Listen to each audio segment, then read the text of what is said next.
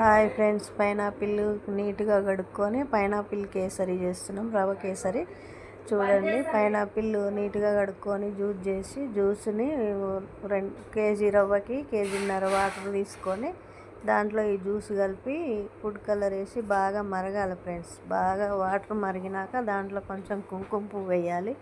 కుంకుమ పువ్వు వేసినాక అది కూడా బాగా మరిగినాక నేతిలో మనము వేయించి పెట్టుకున్న రవ్వని ఇందులో కలపాలి ఫ్రెండ్స్. బాగా కలిపినాక మంచిగా కలిపి అట్లా బాగా ఉడకాలి ఫ్రెండ్స్. మెత్తగా ఉడికినాక చూడండి, బాగా అట్లా ఉడికినాక మంచిగా దగ్గరకు వచ్చేంత వరకు కలుపుతూనే ఉండాలి. కలిపినాక కొంచెం కిస్మిస్లు, జీడిపప్పులు, తర్వాత కొంచెం మళ్ళీ కుంకుమ పువ్వు వేసుకోవాలి మీదంగా. ఇక దాన్ని డెకరేషన్